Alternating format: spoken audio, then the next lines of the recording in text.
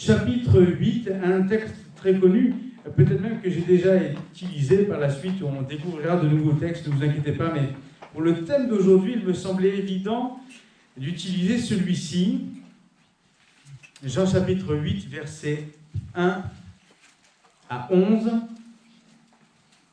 face à la culpabilité. Vous voyez ? Une phrase que peut-être les parents, enseignants ou autres ont déjà entendue dans la bouche des enfants, parfois même des adultes, c'est pas moi. Vous avez déjà entendu ça ? Bon. Face à la culpabilité, je suis chrétien ou je ne suis pas encore chrétien, on est tous un jour ou l'autre confrontés à la culpabilité. Cette sensation de se sentir coupable. Mais de quoi ? Et envers qui ? Est-ce que cette culpabilité est légitime ?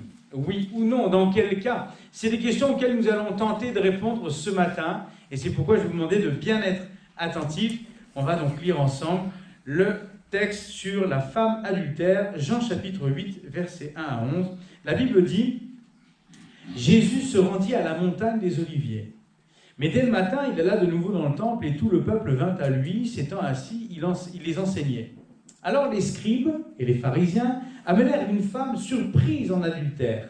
Et la plaçant au milieu du peuple, ils dirent à Jésus, « Maître, cette femme a été surprise en flagrant délit d'adultère. Moïse, dans la loi, nous a ordonné de lapider de telles femmes. Toi donc, que dis-tu » Il disait cela pour l'éprouver, afin de pouvoir l'accuser. Mais Jésus s'étant baissé et écrivait avec le doigt sur la terre. Comme il continuait à l'interroger, il se releva et leur dit que celui qui est sans péché jette le premier la pierre contre elle. S'étant de nouveau baissé, il écrivait à terre, sur la terre. Quand ils entendirent cela, accusés par leur conscience, ils se retirèrent un à un, depuis les plus âgés jusqu'au dernier. Et Jésus resta seul avec la femme qui était là au milieu.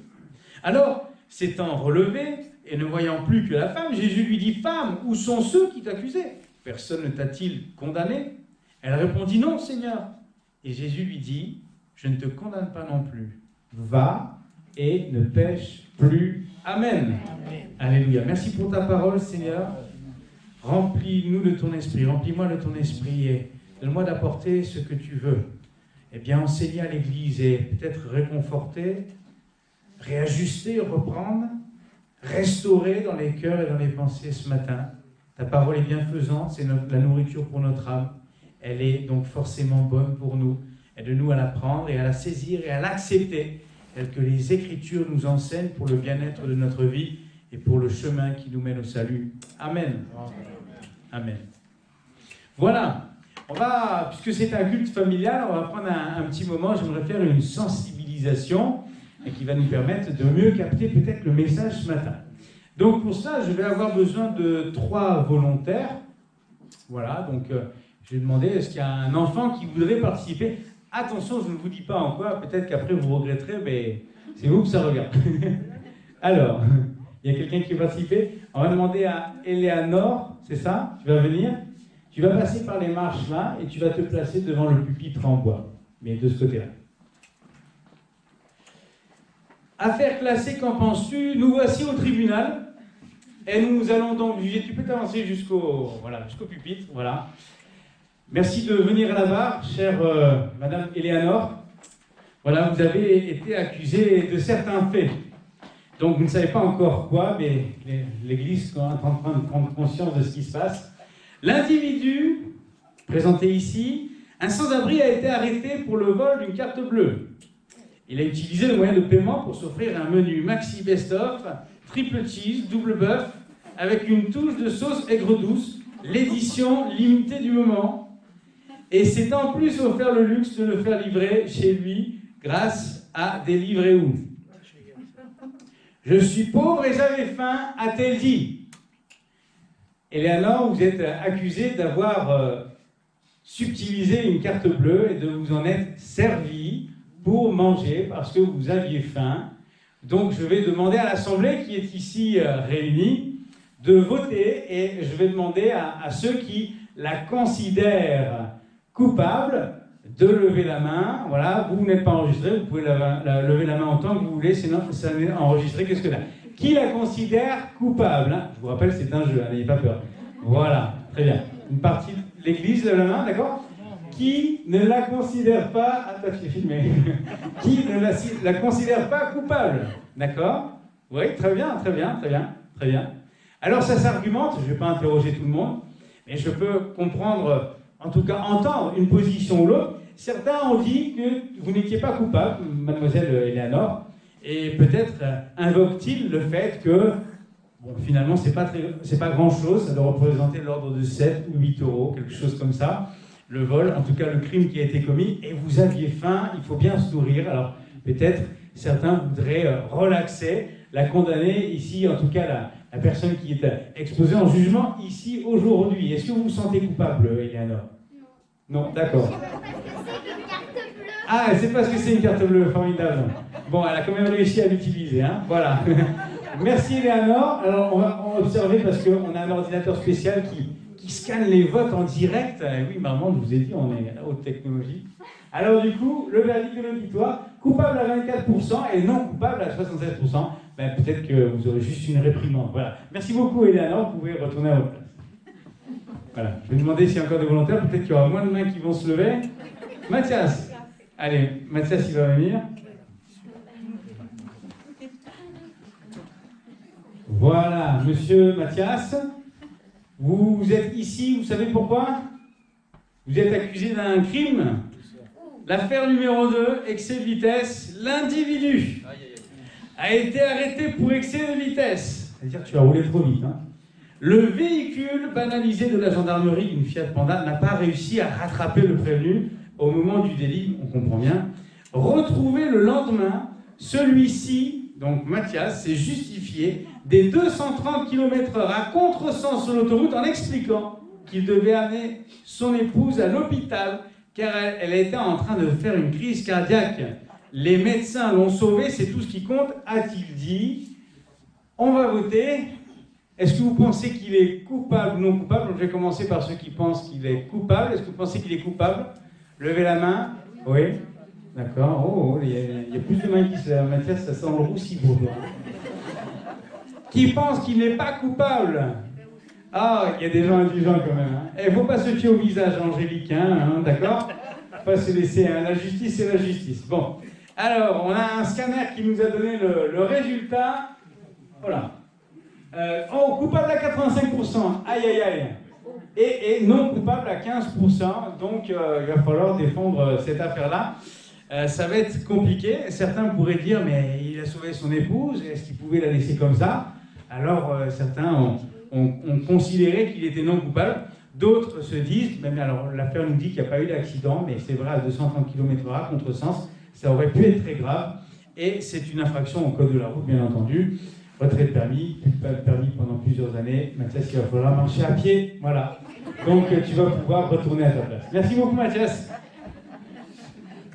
Troisième affaire. Et la dernière, j'ai demandé à un volontaire. Oui? Ah, Rebecca, tu veux? Attention, hein, là, ça va être sérieux. Hein. J'espère que vous ferez des votes honnêtes. Hein. Alors, Rebecca, tu viens. Alors, désolé pour ceux qui n'ont pas pu participer, vous participerez la prochaine fois. Rebecca l'a prévenue. Voilà, vraiment, d'après l'air qu'elle affiche, je pense qu'elle est coupable. Hein. On va voir de quoi elle est accusée. Alors, affaire numéro 3, ça semble beaucoup plus sérieux. Hein. Rebecca a été arrêtée pour harcèlement et diffamation. Alors, diffamation pour les enfants, c'est quand on dit des vilaines choses sur quelqu'un, alors qu'en plus tout est faux. Vous voyez ? La prévenue a reconnu avoir insulté, s'être moqué de sa camarade de classe à plusieurs reprises, rapportant à son sujet des propos mensongers dont le but était de réduire à néant la réputation de la victime. Juste pour s'amuser, a-t-elle dit. Cette dernière souffre aujourd'hui, donc la victime, de troubles psychologiques et n'ose plus sortir de chez elle. Elle est à cause de Rebecca. On va voter. Ça va, Rebecca? Oui. Elle sent que ça va se corser, là. Comment sortir de cette affaire numéro 3? Je me suis arrêté à 3 parce que là, si on augmente 4... Bon, alors on va voter. Est-ce que vous pensez que Rebecca, qui a infligé tout cela à une camarade de classe, est coupable? Vous levez la main. Oh là là. Oh là là. Voilà, vous pouvez baisser la main. Et qui pense qu'elle n'est pas coupable? Ah. Je pense que Rebecca avait suffisamment d'argent de poche pour payer une ou deux personnes, mais elle n'a pas pu pour le reste. Voilà. Rebecca, je suis désolé de te dire que tu es coupable, et donc tu vas passer en jugement pour cette affaire. Merci de regagner place. Tu as le droit de venir à l'église à chaque fois que tu veux, il n'y a pas de souci. C'était juste un jeu. Merci Rebecca. Voilà. On applaudit tous les enfants qui sont venus. Super. Pour la salle polyvalente, vous n'avez pas vu les enfants, mais on n'a pas voulu les enregistrer ce matin, vous comprendrez, mais vous avez eu l'affichage de l'écran derrière, et vos votes aussi ont été comptabilisés. Bon, c'est une plaisanterie parce que le scanner nous a donné les résultats. Rebecca est coupable à 99%, vous voyez, et non coupable à 1%, il faudra vérifier cette erreur de calcul de l'ordinateur. Voilà, elle est pleinement coupable. 3 affaires. 3 situations complexes, plus ou moins, et 3 jugements ont été prononcés. Dans certains cas, vous avez imaginé qu'on aurait pu relaxer, lever la peine qui pouvait être suspendue sur la tête de l'interpellé, et dans d'autres cas, vous l'avez pleinement condamné, quasiment condamné. Et on remarque bien que dans la justice, eh bien, en fonction des affaires, en fonction du crime qui a été commis et du degré d'importance, eh bien, le jugement, le résultat du jugement et la peine encourue peut être différente. Vous avez remarqué cela? Alors, je ne suis pas en train de discuter du système judiciaire et des défauts et tout cela, pas du tout. Je n'ai pas envie d'entrer dans ce genre de débat. Mais ce que je veux dire, c'est qu'il y a, dans le monde séculier, différentes peines qui concernent différents crimes. Tout est catégorisé et en fonction du jugement qui a été prononcé, des réflexions et des débats qui ont eu lieu, eh bien, en fonction de ce que l'on a fait, la peine est plus ou moins différente et plus ou moins lourde. Parfois, les gens sont innocentés, d'autres fois, ils sont coupables avec possibilité d'emprisonnement ou non, pardon. Que dit la Bible lorsque nous avons été trouvés coupables? La Bible nous dit, c'est mon premier point, que nous sommes tous pécheurs. Autrement dit, tous coupables. Alors certains diront, oh là là, moi je ne suis pas comme Rebecca, je ne suis pas allé aussi loin. Bon, peut-être une fois, j'ai menti ou détourné la vérité, mais j'ai fait de mal à personne. Et d'autres diront, oui, effectivement, il m'est arrivé de faire de la prison, de commettre un crime, et d'avoir purgé ma peine, et aujourd'hui, j'en suis libre, mais j'ai dû payer pour ce que j'ai fait. La Bible, elle, ne fera pas de différence, ce qui pourra étonner plus d'un, mais il faut qu'on comprenne les textes. Jacques 2, verset 10 nous dit « Quiconque observe toute la loi, mais pêche contre un seul commandement, devient coupable de tous. » Amen.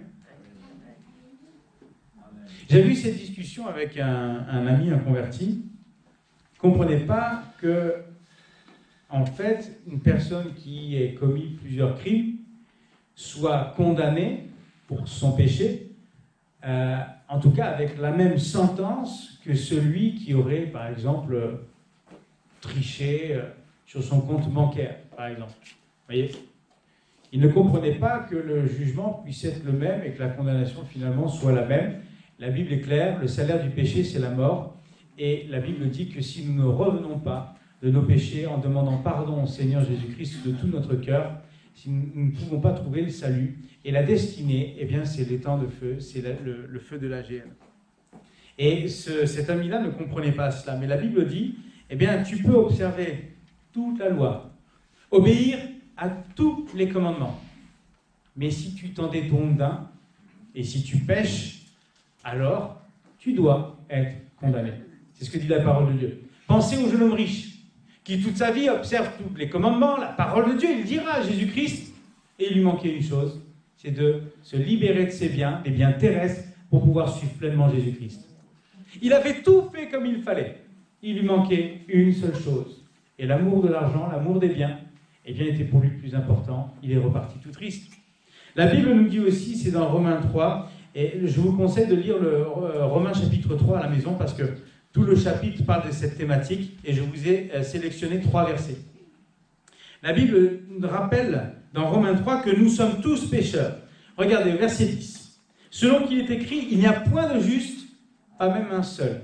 Si quelqu'un aujourd'hui avait eu l'idée de croire qu'il était juste en entrant dans ce lieu ce matin, eh bien j'aimerais te dire que tu t'es trompé. Tu t'es trompé. La Bible dit qu'il n'y a pas de juste, pas même un seul. Verset 12. Tous sont égarés. Tous sont pervertis. Il n'en est aucun qui fasse le bien, pas même un seul. Amen. Aucun qui fasse le bien. Et encore le verset 23 qui nous dit, car tous ont péché et se sont privés de la gloire de Dieu. Tous ont péché. Et on comprend bien pourquoi il nous fallait Jésus-Christ. Parce que sur la terre, à travers tous les âges et tous les temps, il n'est aucun être humain qui pourrait avoir, peut-être la présomption, mais en tout cas, la capacité de dire « je n'ai jamais péché ». Le seul qui n'ait jamais péché, en étant venu sur la terre, c'est notre Sauveur Jésus-Christ. Lui qui est saint et qui, face à la tentation, comme nous, n'est jamais tombé, n'a jamais péché, mais excepté Jésus-Christ, pleinement Dieu, pleinement homme, dans son passage sur terre, il n'existe personne qui puisse se targuer de dire « je n'ai jamais péché, pas même une seule fois ». La Bible nous convainc de pécher. La parole de Dieu nous rappelle que nous sommes tous pécheurs. Et en revenant sur la mise en situation que nous avons vécue et qui vous a fait sourire, eh bien, on remarquera finalement, si on prend les différentes situations, on regarde la parole de Dieu, que tous les 3 sont coupables. L'homme tend à faire une différence dans le péché, la nature du péché. Dans la Bible, on ne peut pas considérer qu'il y a de grands, de gros péchés et de petits péchés. Vous savez, des gens qui disent mon péché est mignon. Rien à voir. Ça ne peut pas être mignon, puisque ça nous mène à la mort. Il n'y a pas de différence. Le péché, le salaire du péché, il est unique, c'est la mort. Alors nous avons besoin d'être convaincus de péché. Et pour être convaincus de péché, je vais vous donner un outil pratique que les Écritures nous enseignent. C'est l'introspection. Alors les enfants et les ados, l'introspection, vous connaissez le mot inspecter, quand on va regarder de manière de plus près et en détail. Introspection, c'est quand on va regarder à l'intérieur de soi. On va s'examiner, d'accord? Je ne parle pas physiquement, hein, on n'est pas sur une table d'opération, mais on va regarder à l'intérieur de nous, c'est-à-dire ce qu'il se passe dans nos pensées et dans notre être intérieur. Luc 15, je vais le lire pour vous, c'est la parabole du fils prodigue. À un moment donné, c'est ce jeune homme qui part avec son héritage, il va dans le monde, il dilapide tout, et puis à un moment donné, ce qui va se passer, c'est que, bon, il est quand même pas bête, hein. Enfin, il a montré une certaine forme de bêtise pendant un long moment, mais à un moment donné, il va réfléchir. Et au verset 17, il va dire, enfin la Bible nous dit, étant rentré en lui-même, il se dit, combien de mercenaires chez mon père ont du pain en abondance, et moi ici, je meurs de faim. C'était qui, Éléanore? Je meurs de faim. Je me lèverai, j'irai vers mon père, et je lui dirai, mon père, j'ai péché contre le ciel et contre toi, je ne suis pas digne, je ne suis plus digne d'être appelé ton fils. Traite-moi comme l'un de tes mercenaires. Amen. Ce fils prodigue avait faim. Et finalement, il n'a pas utilisé de carte bleue, ça n'existait pas à l'époque. Mais il est rentré en lui-même. Introspection.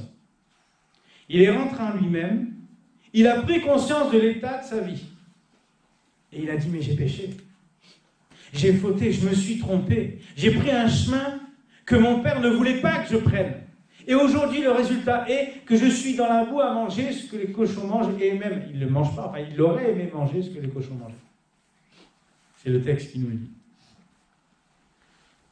C'est l'introspection, c'est le fait qu'il, à un moment donné, s'est arrêté à regarder en lui-même et a fait preuve d'honnêteté envers lui-même qui l'a amené à réaliser son péché. Ce jeune homme a été convaincu de péché et il a avoué sa faute à son père. Un autre texte, c'est Jean chapitre 8. celui que nous avons lu tout à l'heure. Nous avons lu au verset 7 que celui de vous qui est sans péché jette le premier la pierre contre elle. Et si on va au verset 9, quand ils entendirent cela, accusés par leur conscience, ils se retirèrent un à un depuis les plus âgés jusqu'au dernier. Les hommes sont là, ils vont accuser cette femme d'adultère, mais ils n'ont pas pris le temps d'examiner leur vie avant. Ils ont fait comme le monde fait, une différence. Oh, c'est un grand péché qu'elle a commis. Elle a trompé son mari, elle est adultère. Sauf que chacune des personnes qui étaient là avaient tous au moins une chose à se reprocher. Le texte ne dit pas quoi, mais le texte le révèle. Et Jésus, dans sa pédagogie d'enseignant, va amener chaque personne ici présente, chaque accusateur, à cesser de faire la différence entre les péchés et à prendre conscience qu'eux-mêmes sont pécheurs. Et comme le jeune homme riche, ils s'en vont parce qu'ils ont réalisé. Accusés par leur conscience, ils ont dû, à un moment donné, entrer en introspection, s'examiner eux-mêmes et se dire « mais je suis pécheur aussi ». Les plus âgés en premier, les plus jeunes après, parce que les plus âgés, ça a été vite fait de faire le tour de leur vie et de trouver quelque chose qui clochait. Pour les plus jeunes, eh ben, ils ont moins vécu, ça a été peut-être plus long à trouver, mais ils ont fini par trouver. Nous sommes tous pécheurs. Est-ce que nous en prenons conscience? Avons-nous besoin d'en prendre conscience? Oui. Et pour cela, il nous faut faire preuve d'introspection. Entrer en nous-mêmes. Parce que si nous ne faisons pas ce constat-là, nous ne pourrons pas être amenés à être convaincus de péché. Qui est-ce qui nous convainc de péché? La parole de Dieu, le Saint-Esprit, Jésus-Christ, nous amène à prendre conscience de notre nature pécheresse et à nous convaincre de péché. C'est-à-dire à nous faire prendre conscience que nous sommes coupables comme n'importe qui. Il y a autre chose et dont il faut se méfier, je vais essayer d'accélérer. Le déni. J'explique pour les plus jeunes, le refus d'être confronté et de croire en la vérité. Le déni s'oppose à la conviction de péché. Si l'introspection nous permet de faire un état des lieux de notre vie, de se mettre en règle avec Dieu, comme le jeune homme, le fils prodigue l'a fait, le déni va à l'encontre. J'ai mis une petite autruche, vous avez vu les enfants? Vous connaissez l'histoire. L'autruche, elle met la tête dans le trou. Tout le corps dépasse et elle dit « tout va bien, je vais bien, je ne vois rien ». Et des fois, on est des chrétiens autruches. Jean chapitre 8, verset 43. Quand il a ces nombreux débats avec les pharisiens, les docteurs de la loi, « Pourquoi ne comprenez-vous pas mon langage ?» leur dit-il. C'est Jésus qui parle. « Parce que vous ne pouvez écouter ma parole.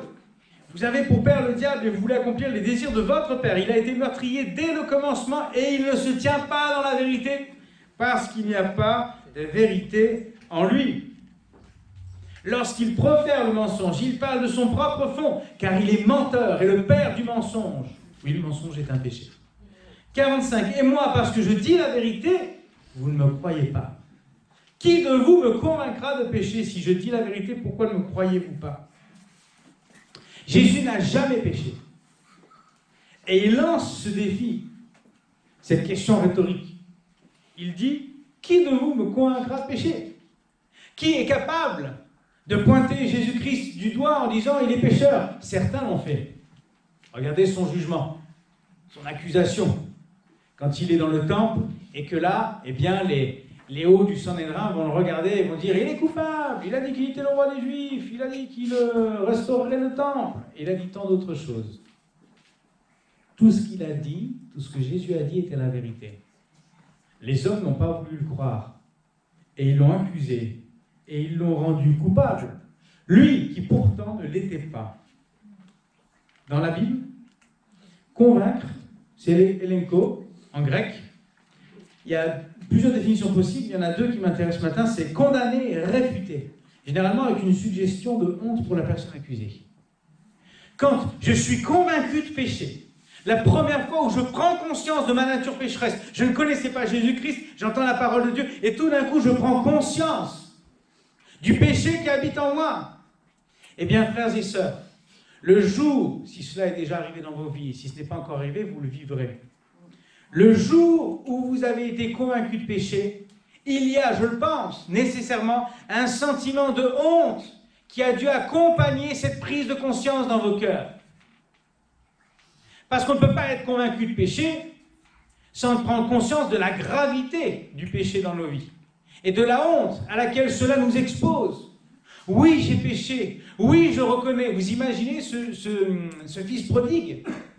Dans quelle honte il a dû se trouver et vivre, ressentir, exprimer, sans plus rien, peut-être à moitié dénudé, au milieu de la boue. Et il a pris conscience. Et ce qu'il vivait physiquement, c'est ce qu'il vivait dans son cœur. Plongé dans la boue du péché, il a pris conscience, un sentiment de honte, et il a eu le courage de revenir. On va en parler après. Une autre définition, c'est trouver une faute, corriger, montrer à quelqu'un sa faute, exiger une explication. Et ça, c'est le pouvoir de Jésus-Christ en nous. Jésus nous convainc de péché à partir du moment où il nous a montré notre faute. Et il attend de nous maintenant une réaction.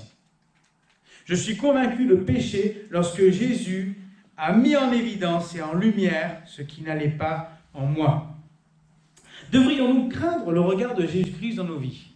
Oh, mais j'ai peur. Jésus est capable de tout révéler. C'est toujours déplaisant et inconfortable, très gênant d'être mis à nu. Je le conçois. Mes frères et sœurs, n'est-ce pas la porte qui ouvre le changement dont nous avons besoin et qui peut nous conduire au salut? N'est-ce pas la porte qui ouvre à ce changement et au salut? Si je dois passer par la prise de conscience, qui forcément me mettra dans un état de honte pour un temps, être mis à nu, est-ce que nous sommes capables de prier et dire « Jésus, révèle en moi tout ce qui ne va pas ». Je ne veux plus me mentir à moi-même. Aide-moi, Seigneur. Mets en lumière les parties les plus sombres de mon cœur, de ma vie. Parce que si tu ne le fais pas, mon frère, ma sœur, ton péché demeurera. Et ton péché te condamnera. Mais si tu apportes ta vie entre les mains de Jésus-Christ, si tu acceptes qu'il mette en lumière ta vie, si tu acceptes dans ta prière, si tu l'invites à venir, Seigneur Jésus, montre-moi et pardonne-moi, alors, cette étape passée, tu seras léger, dans la paix, et convaincu que la seule chose qui t'attend dès à présent, c'est la promesse du salut pour ta vie. Alléluia. Celui qui est convaincu de péché, c'est celui qui croit qu'il est pécheur, mais qui veut aussi se libérer de la condamnation du péché. Et n'étant pas capable par nous-mêmes, nous avons besoin de Jésus-Christ. Celui qui réalise qu'il est pécheur et que ce qu'il fait est mauvais, mais qui ne cherche pas à se dégager de la condamnation liée au péché, n'est pas un homme pleinement convaincu de péché. Il est entré dans le processus, mais il n'a franchi que la première étape. Nous devons aller jusqu'à vouloir être libérés du péché. Peut-être, ce matin, l'Éternel est en train de parler à plusieurs, et tu es en train de penser à un ou à des péchés qui s'attaquent à ta vie et que tu laisses se développer dans ton cœur. Le Seigneur te dit, ne prends pas simplement conscience que tu es pécheur, mais désire être libéré de ton péché. Si Jésus a donné sa vie à la croix, il faut le confesser, il faut l'accepter. On arrive à mon dernier point, parce qu'on en parle moins souvent de ça. Donc je rappelle mon premier point, nous sommes tous pécheurs. En deuxième, on doit être convaincu de péché pour pouvoir être sauvé. Mais j'aimerais parler, j'en avais parlé avec un frère récemment, et donc il réentendra ces choses-là, mais je voudrais développer pour l'Église parce que j'ai été poussé à cela. Convaincu de pardon. Est-ce que vous avez déjà été convaincu de pardon? C'est important. Parce que il y a des personnes qui peuvent être convaincues de péché et qui, en ayant même apporté leur péché au pied de la croix, gardent ce sentiment de ne pas avoir été pardonné ou pas complètement pardonné. Pourtant, Jésus pardonne, n'est-ce pas vrai? Peut-être est-ce toi qui ne te pardonne pas ou qui a du mal à te pardonner. Il est important d'être convaincu de pardon pour que le salut que Jésus nous offre dans la conviction de péché puisse trouver son plein épanouissement. Apocalypse 12, verset 10. J'entendis dans le ciel une voix forte qui disait « Maintenant le salut est arrivé, et la puissance, et le règne de notre Dieu, et l'autorité de son Christ. Amen. Car il a été précipité l'accusateur de nos frères, celui qui les accusait devant notre Dieu jour et nuit. Ils l'ont vaincu à cause du sang de l'agneau et à cause de la parole de leur témoignage. Et ils n'ont pas aimé leur vie jusqu'à craindre la mort. Alléluia. Amen. Je veux faire partie de ceci. La Bible nous fait prendre conscience d'une vérité. C'est que Satan est l'accusateur. Et regardez bien ce qui est écrit au verset 10. Il accuse jour et nuit. Vous imaginez ? L'ennemi n'a pas de cesse que de vouloir nous accuser, que tu crois en Dieu ou que tu n'y crois pas. Il ne va pas faire de distinction. L'ennemi accuse tout un chacun. Et il va déployer toutes ses forces, jour et nuit. Mais merci Seigneur, verset 11. Nous pouvons vaincre cette pensée à cause du sang de Jésus. Parce que là où l'accusation du diable pouvait trouver une légitimité tant que nous étions condamnés par notre péché, elle n'a plus du tout de légitimité à partir du moment où la grâce est intervenue dans nos vies. Parce que le sang de Jésus est assez puissant pour libérer, pour pardonner, pour guérir, pour délivrer nos consciences de tout péché et de toute condamnation qui est liée. Mon frère, ma sœur, il est important d'être convaincu de pardon. Parce que si tu vis avec le doute du pardon de Dieu dans ta vie, on pourrait l'expliquer de différentes manières, on évoquera un cas pour terminer. Mais ce qui est certain, c'est que si quand tu demandes pardon à Jésus, tu ne cesses dans cette sorte de cycle effréné qui ne s'arrête jamais, d'avoir des doutes sur le fait que Jésus est capable de te pardonner, eh bien, tu es en train, et je dois te le dire, de remettre en cause l'efficacité de la croix et l'efficacité du sang de Jésus-Christ. Vous voyez ? Il y a des cas exceptionnels. Mais lorsque tu pries et que tu demandes pardon au Seigneur Jésus-Christ, j'aimerais t'inviter à faire cet exercice. Je l'ai déjà fait moi, parce que j'ai déjà été dans ce genre de situation. Je l'ai vécu par le passé, et à un moment donné, j'ai prié le Seigneur. J'ai dit, Seigneur, je crois en la croix. Je crois au sacrifice de Jésus-Christ, je sais que tu me sauves. Comment, lorsque j'ai péché et que j'ai apporté mon péché au pied de la croix, je demeure dans cette culpabilité, me disant, peut-être, le péché est-il encore attaché à moi, je n'arrive pas à m'en détacher, ou est-ce que Jésus voudra bien vouloir me pardonner, tellement je me sens confus, honteux et tel un criminel.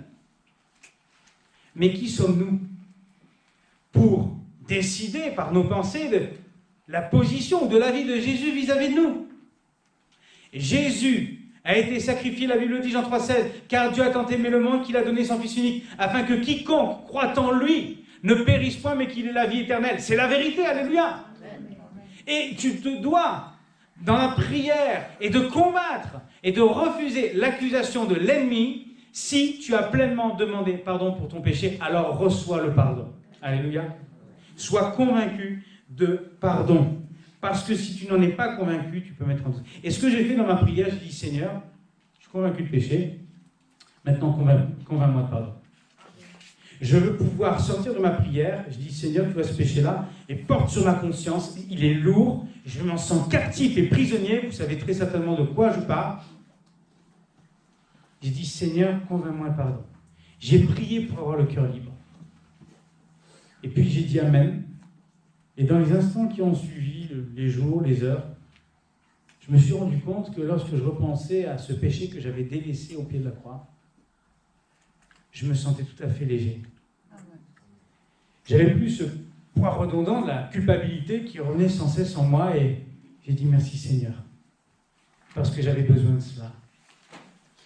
J'avais besoin de comprendre que tu m'aimes, que tu me pardonnes, que ma conscience aussi dure peut-elle être envers moi-même? Eh bien, toi, Seigneur, tu pardonnes, tu effaces et tu ne te souviens plus.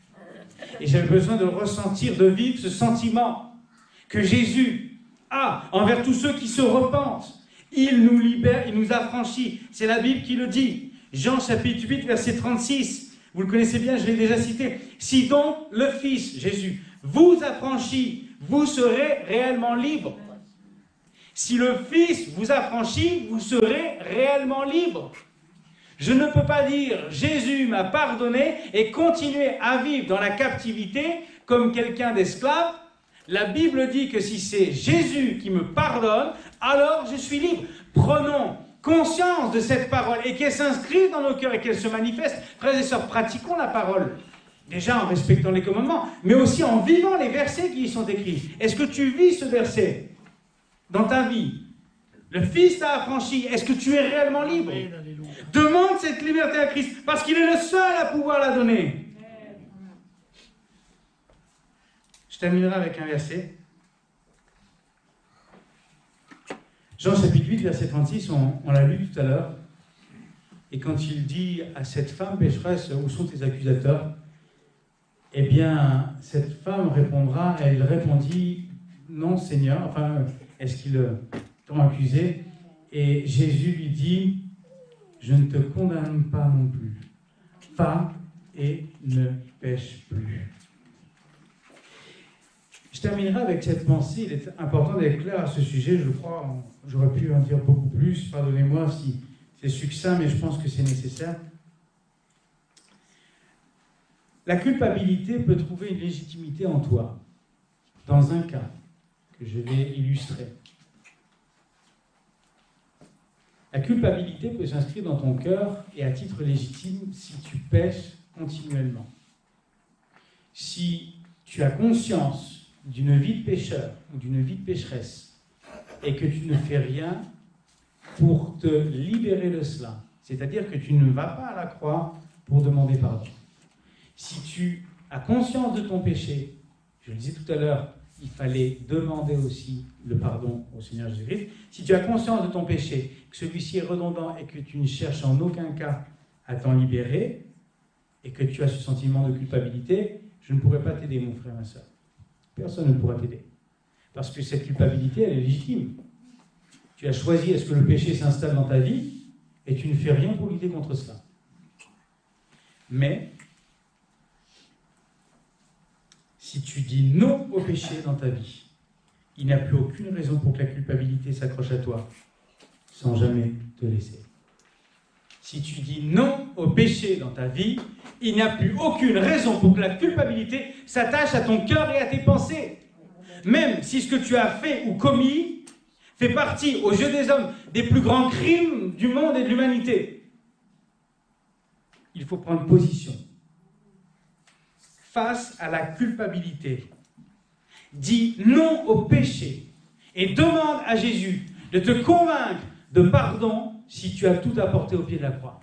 C'est là la vraie liberté. Alléluia. Alors, qu'on soit déjà converti, baptisé ou qu'on ne le soit pas, je crois que vraiment cette pensée est capable de tous nous toucher ce matin. Et j'aimerais peut-être prendre pour conclure un temps de prière. Je vais vous inviter à fermer les yeux, à baisser la tête.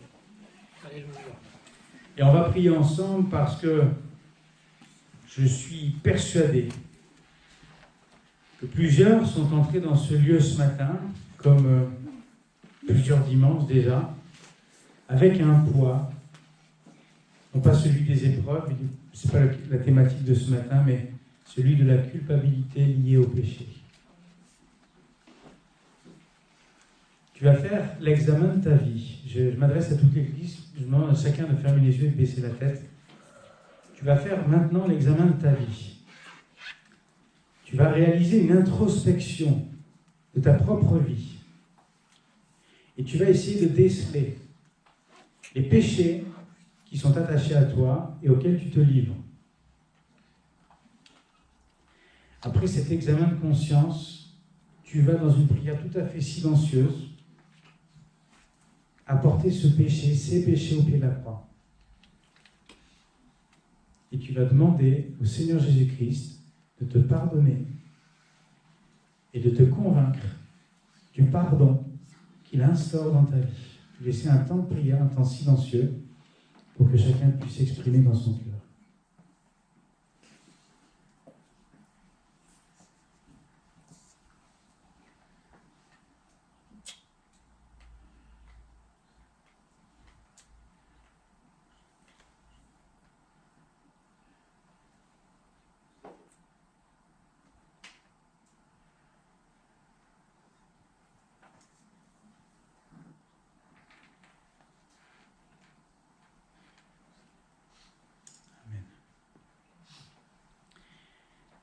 Alléluia. Seigneur, je te remercie pour ce temps de culte, ce culte familial, plus petit ou plus grand.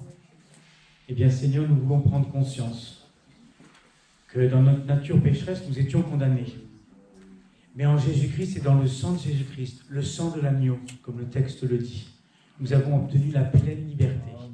Je prie, Seigneur, et ma prière, elle est simple. Je prie pour l'Église, pour mon Église, pour chaque membre ici présent ce matin, chaque personne entrée dans ce lieu, à qui cette parole a parlé. Merci Seigneur mon Dieu, d'ôter la culpabilité à tous ceux qui, de manière honnête, pleine et entière, se sont repentis devant toi ce matin. Je prie maintenant de faire taire les accusations de l'ennemi qui n'ont plus lieu d'être. Quand le sang de Jésus a eu son efficacité en nous, l'accusateur n'a plus de pouvoir sur nous, comme la mort n'a plus de pouvoir sur nous. Je prie maintenant à ce que tu fasses de chacun d'entre nous des enfants de Dieu, libres dans leur conscience, libres d'adorer, libres face au péché qui les tenait jusqu'à présent et dont ils sont maintenant libérés au nom de Jésus-Christ, Seigneur. Tu manifestes ta puissance avec autorité. Et merci de restaurer nos vies, merci de guérir les cœurs et merci de faire de ceux qui sont entrés dans ce lieu en ruine d'être à nouveau des demeures à la gloire du Seigneur. Sois béni au nom de Jésus-Christ. Amen. Amen. Gloire à Dieu. Voilà, le culte s'achève. Soyez bénis, bon retour. Voilà, et je vous dis à cette semaine que Dieu vous bénisse profondément.